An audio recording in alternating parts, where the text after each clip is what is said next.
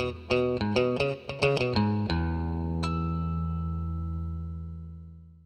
everyone, and welcome to another one of our videos. Today I'm going to be doing a quick review of this AZDOME dash cam. If you've watched my videos in the past, you know that I run dash cams in all of my vehicles, and I've used two different ones in the past that I've been very happy with, two different models. Katie Lynx X1 and one from a company called Yi. Now, this one is kind of a good compromise between the two. The reason I like the Katie Lynx cameras so much is because they have GPS built in. That GPS tracks your speed at any given time and records that and stamps it onto your video clips. And you can use that in the case of receiving a speeding ticket or something like that in order to get out of that, if you indeed are entitled to get out of that, if you were wrongly charged or something like that. It's just a good, nice little backup to have. But those cameras cost just a hair under $200.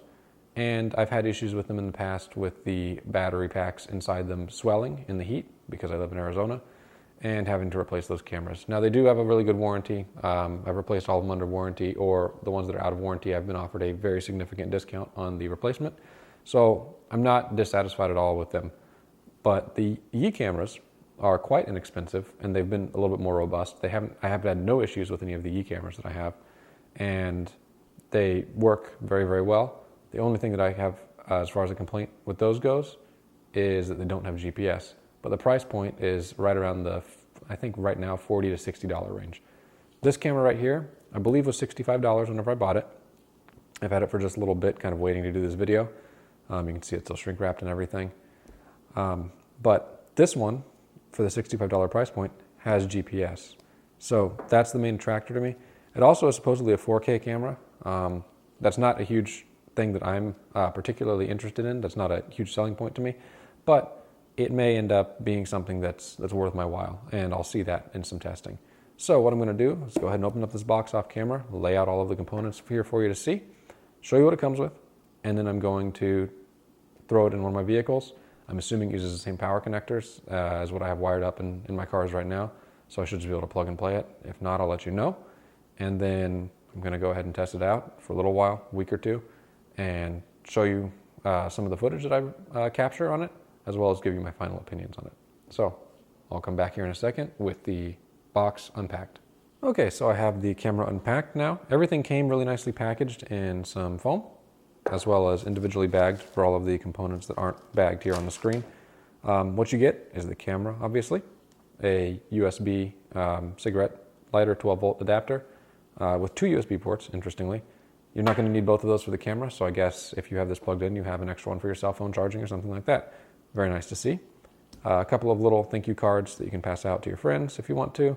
Owner's manual, USB cable to connect to the power adapter to power the camera, suction mount for the windshield. Doesn't come with a sticky mount. Depending on where you live, the suction mount might fall off. It's a thing that I see here in Arizona and in other hotter climates.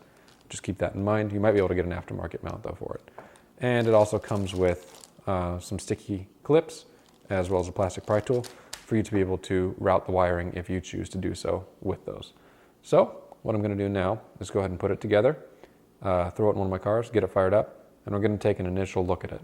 Alrighty, so I have the dash cam set up here in my car, just initially. I haven't gone driving with it yet or anything. Couple things to note.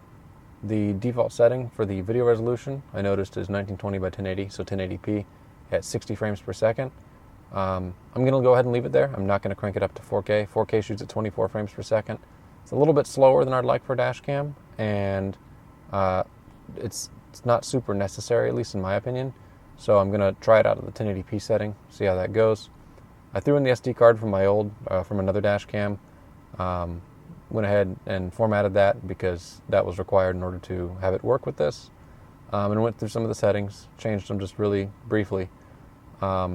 Set the date and time, or rather the date and time were already set or set via GPS, although the GPS is not connected with my garage, so it's either factory set and correct for my time zone, or it's something that is caught by GPS, but I don't have full GPS signal for speed sensing and everything. So what I'm going to do is go ahead and test out this camera for a week or two now, drive around, see how it works. I'm going to offload some of the footage from it onto my computer so I can cut it into this video as well, and I'll come back and give you some of my thoughts on it. I've been driving around with the camera now installed in my car for a few weeks. It's performed flawlessly ever since I installed it. I showed you all the initial setup. Remember, I set up the camera for 1080p recording, not 4K. It records a decent amount of footage on a 32 gigabyte SD card, which is what I have loaded in the camera right now. And overall, I can't say anything bad about it. It basically performs exactly the same as the $200 cameras that I have run in the past for a price point of around 60 to 70 bucks. So I really can't complain about that. The one thing I don't know about yet that is a detriment of the other cameras, the more expensive ones, is if it will survive Arizona summers. The most summers that I've had one of the older cameras survive is about 2 years of life out of one of those, and then the battery and it swells and explodes. We'll see if that happens to be the case here. I will definitely update the video description with what happens with it over time, but I plan on leaving this camera installed in this car. That should tell you right there that it is at least a decent product. So I'm going to show you some video clips. I apologize for the lack of audio in the video clips, but these are recorded off the camera. I removed the audio because I listen to music in the car most of the time, so I can't post that on my videos for copyright reasons. But let's take a look at some of those clips now.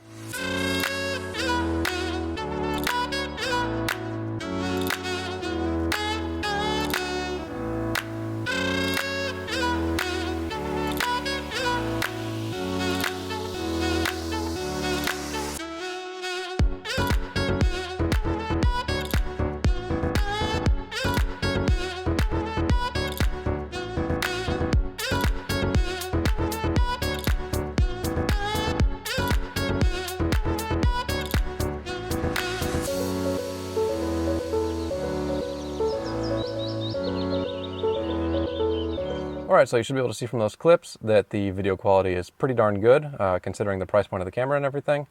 The audio quality is actually very good as well. I can't really judge that for yourselves, but me having listened to the audio of the clips and the music from my car and everything coming through them, it records the audio quite well. So overall, I definitely can recommend this camera, especially if you're looking for one with GPS. I mean, this is the best value that I've seen out of a dash cam that has GPS built in with it. So if that's something that you're looking for the speed monitoring functionality, 100% this is the way to go as far as what I've found in terms of the value proposition. So with that, I want to thank you all for watching. Let me know if you have any questions in the comments below. I hope you enjoyed the video, and I'll see you in the next one.